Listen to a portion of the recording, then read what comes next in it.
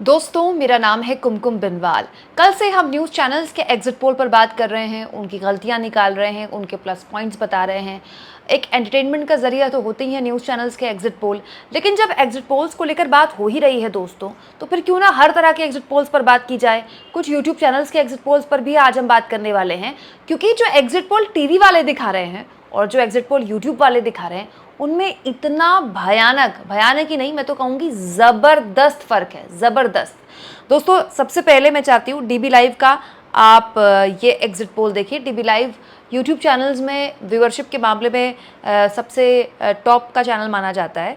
DB live ने कल news channels के साथ ही एग्जिट पोल किया, और जहां न्यूज़ चैनल्स 300 प्लस का आंकड़ा एनडीए को दिखा रहे हैं, बहुत ही आसान जीत दिखवा रहे हैं, बीजेपी को अपने बूते सत्ता में आता दिखाई दे रहे हैं, वहीं डीबी लाइव का जो एग्जिट पोल है वो ये कहता है कि एनडीए को 207 से 241 सीटें मिल सकती हैं, इंडिया गठबंधन को 250 से 290 सीटें मिल सकती हैं। यानी कि डीबी लाइव का जो एग्जिट पोल है वो इंडिया की सरकार बनाते दिखा रहा है, और एनडीए और इंडिया दोनों के बीच में आंकड़ों के लिहाज से कहें तो कांटे की टक्कर दिखा रहा है। यानी कि डीबी लाइव का अगर exit poll on an average निकालें तो ऐसा लग रहा है कि डीबी लाइव के हिसाब से त्रिशंकु लोकसभा जैसे आसार दिख सकते हैं। ठीक है, ये डीबी लाइव का आंकड़ा है। जाहिर सी बात है दोस्तों, इनके पास अपना कोई एजेंसी होगी जिसके बाद इन्होंने सर्वे किया होगा, क्योंकि हर राज्य का इनके पास आंकड़ा है।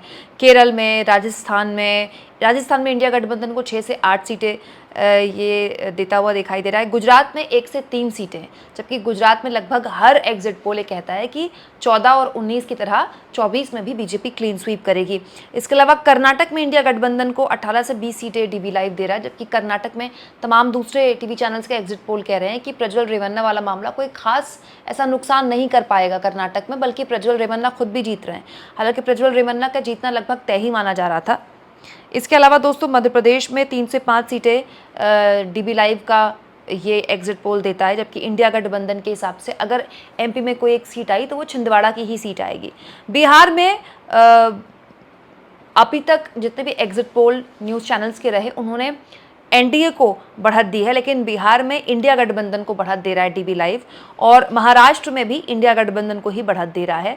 तमिलनाडु में भी इंडिया गठबंधन को ही बढ़त दे रहा है। हालांकि एक सीट यहाँ पर एनडीए को डीबी लाइव ने दी है। डीबी लाइव का अपना कोई ना कोई ज़रूर एजेंसी रही होगी दोस्तों, उसके बाद ही डीबी लाइव ने ये एग्जिट पोल किया है। इसके अलावा न्यूज़ लॉन्चर एक यूट्यूब चैनल है अशोक वानखेड़े का, आप जानते हैं देश के बड़े पत्रकारों में से एक हैं, और यूट्यूब की बुलंद आवाज़ अशोक वानखेड़े, जिनको काफ़ी पसंद किया जाता है यूट्यूब में।